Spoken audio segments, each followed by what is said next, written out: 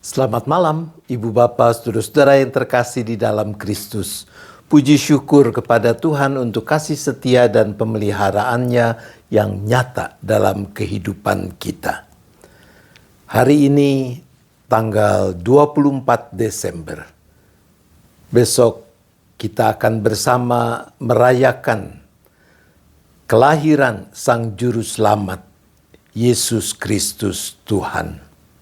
Nah, cerita singkat yang menjadi bahan refleksi kita dalam kesempatan ini berjudul Dua Bayi di Dalam Palungan.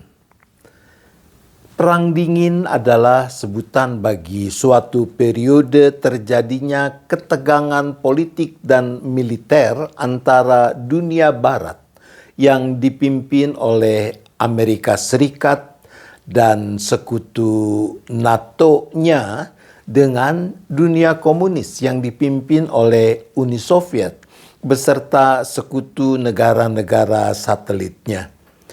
Perang dingin merupakan sebuah persaingan ideologi yang terjadi antara Amerika Serikat dan Uni Soviet dalam memperebutkan pengaruh atas negara-negara lain.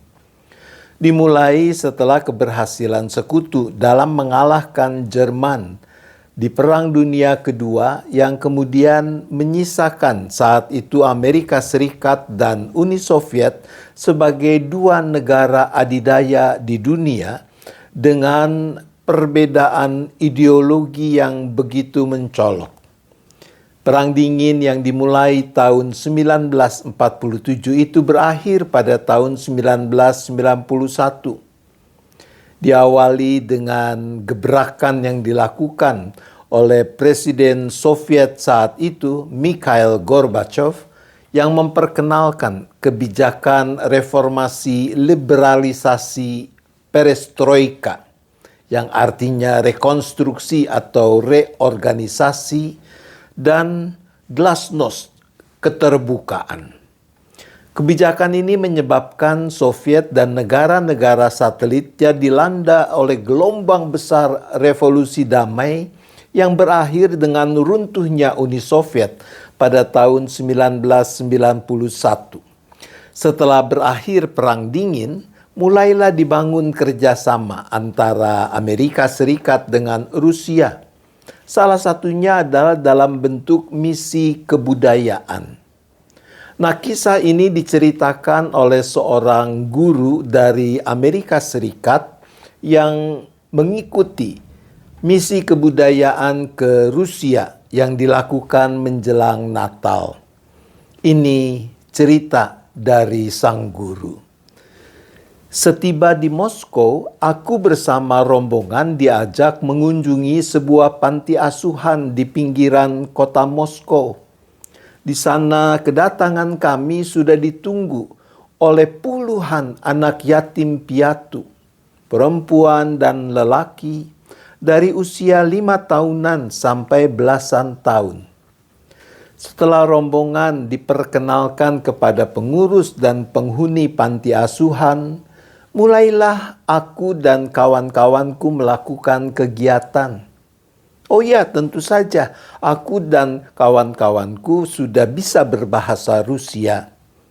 Kami mengajari dan mengajak anak-anak menyanyikan lagu-lagu termasuk lagu-lagu Natal. Setelah itu salah seorang temanku mulai menceritakan peristiwa kelahiran Yesus sebagaimana dicatat di dalam Alkitab. Anak-anak dengan sepenuh perhatian menyimak cerita yang dibawakan dengan sangat menarik oleh temanku. Selesai sesi cerita, kami mengajak anak-anak beraktivitas, yaitu membuat palungan dan boneka bayi Yesus seperti yang baru diceritakan dengan menggunakan berbagai bahan yang telah kami siapkan. Dengan antusias, anak-anak itu melakukan aktivitas mereka. Aku dan teman-temanku berkeliling memperhatikan apa yang anak-anak itu lakukan. Sekalipun baru pertama kali mendengar kisah tentang kelahiran Yesus, ternyata mereka bisa menangkap cerita itu dengan baik. Anak-anak yang lebih besar ada yang membuat kandang dengan ornamen-ornamennya. Anak-anak yang lebih kecil membuat palungan dan boneka bayi Yesus. Aku tiba di meja seorang anak lelaki kira-kira berumur 6 tahun. Aku tertarik dengan hasil karyanya. Istimewa, karena di dalam palungan kecil yang dibuatnya, ternyata ada 2 boneka bayi. "Siapa namamu, Nak?" tanyaku. Tertunduk anak itu menjawab, "Misha, namaku Misha." "Oh, Misha, mengapa ada 2 bayi di dalam palungan yang kau buat?" Sambil melipat kedua tangannya di meja dan memandangi karyanya itu, Misha mulai mengulang kisah Natal dengan amat serius. Bagi anak sekecil dia yang baru saja sekali mendengarkan kisah Natal, luar biasa ia bisa menceritakan semua rangkaian kejadian dengan cermat dan teliti. Sampai ia tiba pada bagian di mana Maria membaringkan bayi Yesus dalam palungan. Mulailah Misha bergaya. Ia melakukan improvisasi. Ia membuat sendiri penutup akhir kisah Natalnya. Katanya, "Dan ketika Maria membaringkan bayinya di palungan, bayi Yesus melihat aku. Ia bertanya, 'Apakah aku punya tempat tinggal?' Aku katakan kepada bayi Yesus bahwa aku tidak punya mama dan tidak punya papa. Jadi aku tidak punya tempat tinggal." Kemudian bayi Yesus mengatakan bahwa aku boleh tinggal bersama dia. Tapi aku katakan, aku tidak bisa. Bukankah aku tidak punya apa-apa yang bisa kuberikan sebagai hadiah kepadanya seperti yang dihadiahkan orang-orang dalam kisah Natal itu?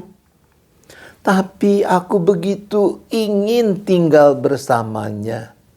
Jadi aku berpikir-pikir, apa ya yang aku punya yang bisa dijadikan hadiah untuknya? Aku pikir, barangkali kalau aku bisa menemaninya, membuatnya merasa hangat, itu bisa jadi hadiah yang bagus. Jadi aku bertanya kepada bayi Yesus, "Kalau aku berbaring di sampingmu, menghangatkanmu, menemanimu, apakah itu bisa dianggap sebagai hadiah?" Dan Yesus menjawab, "Kalau kamu menjaga, menghangatkan aku, itu akan menjadi hadiah terindah yang pernah diberikan siapapun kepadaku." Maka aku pun menyusup masuk ke dalam palungan itu. Yesus memandangku dan berkata, "Boleh kok aku tinggal bersama dia untuk selamanya." Saat Misha selesai bercerita, kedua matanya telah digenangi air mata yang kemudian meleleh membasahi pipinya yang mungil. Wajahnya ia tutupi dengan kedua tangannya. Kepalanya ia jatuhkan ke atas meja. Seluruh tubuh dan pundaknya terguncang hebat saat ia menangis dan menangis. anak yatim piatu kecil ini telah menemukan sosok yang tidak akan pernah melupakan serta meninggalkannya, yaitu sosok yang akan tinggal bersamanya dan menemaninya untuk selamanya. Di dalam Injil menurut Matius pasal 1 ayat 23 dikatakan demikian.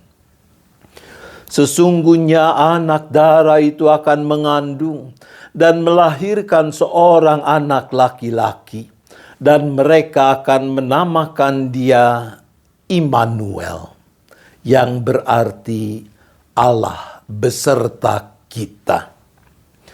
Itulah makna kehadiran Yesus yang menurut apa yang disampaikan malaikat kepada Yusuf akan disebut Immanuel, Allah beserta kita. Di dalam Yesus dan bersama Yesus, setiap orang yang letih lesu, kesepian, ketakutan, kehilangan kekuatan dan semangat untuk meneruskan perjalanan hidup.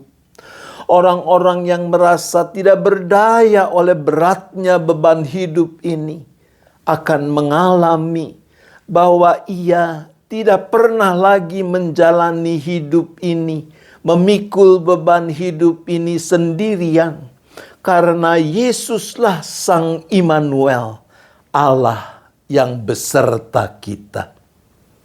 Seperti Misha kecil yang menemukan kehangatan, kedamaian karena cinta kasih Kristus, begitu jugalah kita semua yang mau memberi diri kita kepada Yesus Kristus, Sang Immanuel. Di dalam Kristus, di dalam dirinya kita mendapatkan sumber kekuatan dan pengharapan, karena kita tahu kita tidak pernah sendirian lagi, karena Allah selalu beserta kita. Selamat menyongsong peringatan kelahiran Sang Immanuel. Selamat menyambut kehadirannya yang memulihkan hidup kita. Jangan sia-siakan kasih-Nya yang dilimpahkan kepada kita. Tuhan menolong kita. Amin. Mari kita berdoa. Bapa di surga, ampuni kami kalau di sana sini kami meragukan penyertaan-Mu dalam hidup kami. Kalau di sana sini kami mengikis damai sejahtera yang Tuhan beri, karena kami mau menghadapi hidup dengan mengandalkan kekuatan sendiri, dan ternyata kami tidak sanggup. Tolong kami ya Bapa, agar kami mau sungguh-sungguh hidup di dalam-Mu. Kami mau mempercayakan seluruh hidup kami dengan keyakinan bahwa Engkaulah di dalam Yesus, Sang Immanuel, Allah yang beserta kami. Dengan keyakinan itulah Bapa, saat ini kami kembali berdoa di dalam suasana memperingati kelahiran Yesus ini.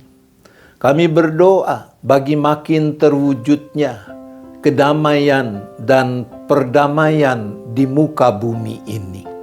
Untuk itu kami berdoa.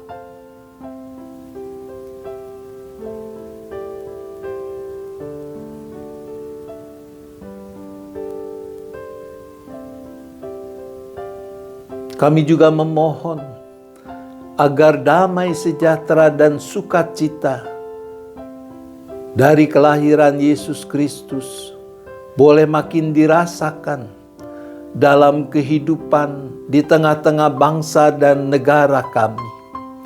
Ada banyak persoalan, ada banyak masalah yang harus diatasi bersama.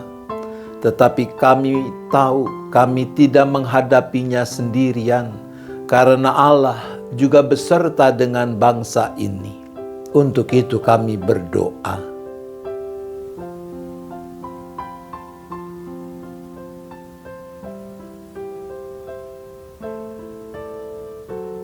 Kami juga tetap berdoa bagi gereja-gereja di mana-mana tempat, termasuk GKI Gading Indah, yang Tuhan hadirkan untuk menjadi alat-alat damai sejahtera-Mu, agar gereja-gereja-Mu makin tekun, makin setia di dalam menghidupi semangat pengosongan diri sebagaimana yang Yesus telah lakukan demi terwujudnya shalom di muka bumi ini. Untuk itu kami berdoa.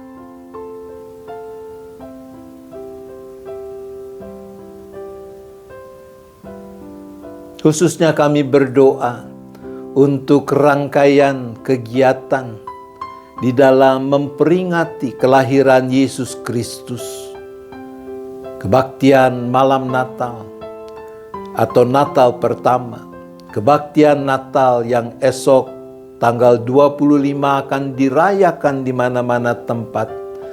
Kiranya tidak melulu hanya menjadi perayaan yang meriah, tapi kehilangan makna. Sebaliknya, jemaat Tuhan di mana-mana tempat boleh menemukan kekayaan makna dari peristiwa kelahiran Yesus dan menghidupinya. Untuk itu kami berdoa.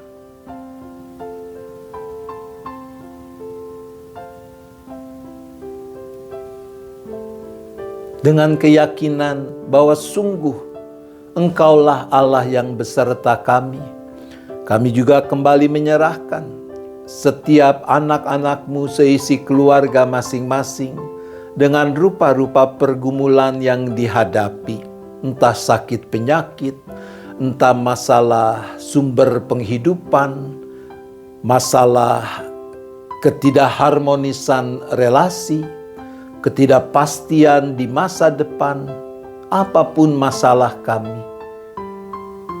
Peliharalah keteguhan iman, pengharapan, penyerahan kami. Meyakini Engkaulah Bapa yang rahmani, yang bekerja dalam segala sesuatu untuk akhirnya mendatangkan kebaikan bagi orang-orang yang mengasihi-Mu. Bila tiba saatnya, sebentar nanti kami beristirahat, kami serahkan lagi seluruh keberadaan kami ke dalam tangan kasih pemeliharaan Tuhan.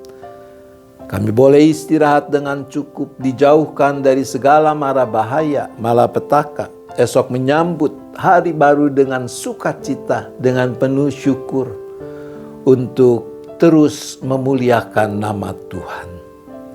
Terima kasih ya Bapa, ampuni dosa dan salah kami, agar tidak menghalangi kepenuhan anugerah-Mu. Kami bersyafaat hanya di dalam nama Tuhan Yesus Kristus. Amin.